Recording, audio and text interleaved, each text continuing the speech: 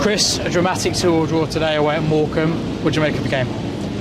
I think the fact that we're walking away after being 2-0 down, disappointed not to win it, is credit to that magnificent group of players in the change room.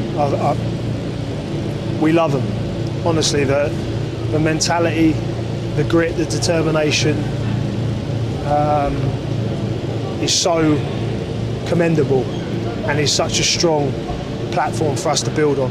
I can't praise those players enough. Because at 2-0 down, obviously crowds up, momentum with Morecambe, and we've refused to get beat.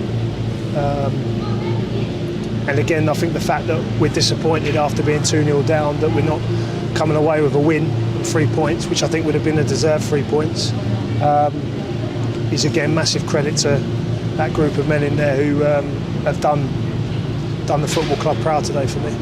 And it wasn't only coming back from 2-0 down, but obviously we scored 2 goals in the span of about a minute. Is it really a testament to our never say die attitude to come back as quick as we did? Yeah, well, we felt that if we got one, we could definitely get a couple, because, as I said, we were in, albeit the league table suggests that we're on par with Morecambe, I feel like we're further along in terms of our recovery, if you like. So that's 10 games now. We've had 1 loss in 10. The reaction to our last loss is 3 wins and a draw. So having felt a couple of weeks back, when you're 2-0 up and then you can see goals, you know that with where Morecambe are at in front of a very boisterous support, we felt that it would turn, and it would turn against them in terms of the home crowd, and we felt that panic, and I think they did. But again, that's not a slight on Morecambe. I think that's a reflection of what we were doing and how well we were playing, and ultimately how well we've played for the majority of the game. Morecambe obviously started strongly. They had a number of waves of pressure early on. What did you make of the way we handled it? Defended our box really well. We improved at that. The issues for us come when we turn the ball over cheap. So when it's tight and it's getting a bit congested in forward areas, as a player behind the ball, you can generally sort of second guess that there's probably going to be a turnover, so then you can start to prepare to defend in behind it.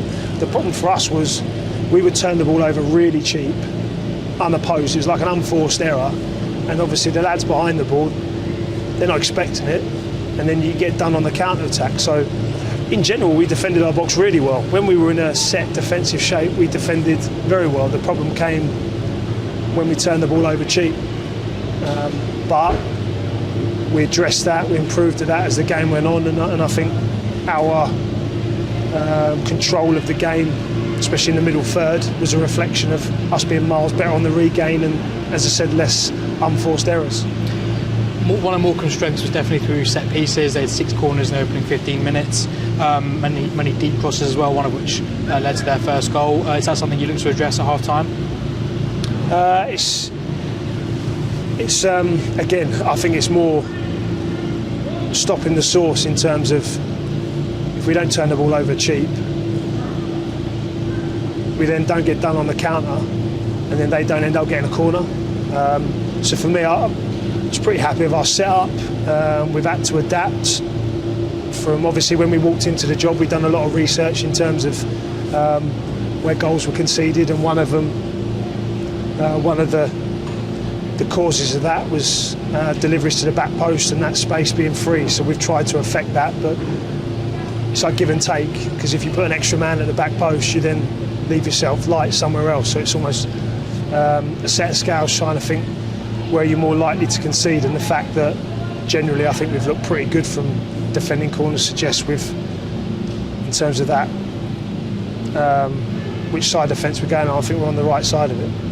Junior Eccleston won the penalty, they got us back into it. How good was he today? Yeah, he's very good. He got injured as well after about 20 minutes. Brilliant tackle down in our own 18-yard box, proper tackle.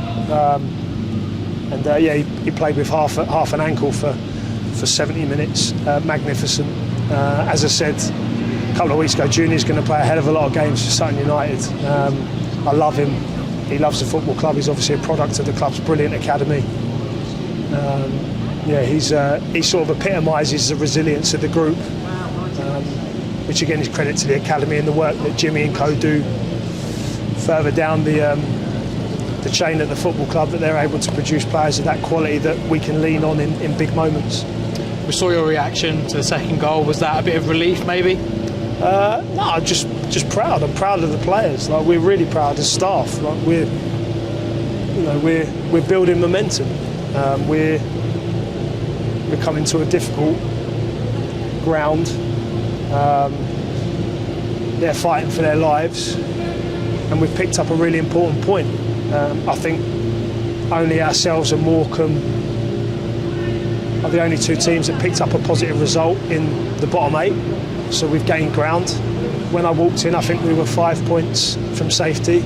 Now we're goal difference from safety, so that's progress. But as I've maintained from the off, this isn't about fighting survival. This is about us trying to get Sutton United back to the level that it's become used to the last few years. So, and 10 games played and 1 loss in 10, and as I said, last 4 games, 3 wins and a draw. That's certainly helping with that. And we spoke about Jake Taylor pre-match. What did you make of his debut today? He was excellent. He's got real quality. We spoke a lot about his leadership and his personality and his ability to influence a group. I think maybe we haven't spoken enough about, in general, how good a footballer he is. Improves us massively, gives us great options in there, and was a key part of us getting back into that game. So really pleased, great addition for us, and will be a big part of this team moving forwards. And something else we touched on pre-match was the supporters that came with their numbers. Unbelievable. How good were they? Unbelievable. Loved it when the second goal went in. You could hear a pin drop. Majority of the ground, but there was that corner, that Sutton United corner, which, to be fair, probably created more noise than the entire Morecambe fan base for the rest of the 90 minutes. They were magnificent. We really appreciate them supporting in such big numbers. Their following's unrivalled. I've been around it long enough. I've seen lots of different fan bases, heard lots of different fan bases. We are very lucky to have these guys with us. So, and I'm just delighted that we can produce in spells a level of performance which does them justice, and equally we can continue to pick up positive results, which again is the very least we can do for the Amber Army. And just finally, Brandon Njoku went off in the first half, touching his arm. How's he looking? I think he'll be all right. I'm not sure. Sorry, I just said a joke in my head about him running it off, but I thought it was inappropriate. I'm sure he'll be fine. He's a good lad, he's a warrior. But Nadders is another one. Nadders was injured today, but because we're light in terms of forward areas, he's had to come on and put in another incredible shift. So I'm sure Brandon will be fine. And again, Nadders coming on the pitch and doing what he done when he was nowhere near fully fit, again, is another reflection of how brilliant this group is. We love this group. There's so much to build on. So just looking forward now, like, get me to Gander Green Lane and Halifax next Saturday. That's where my head's at. Like, let's crack on and let's continue to build momentum. Cheers, Chris. Thank you, Aaron. Thank you.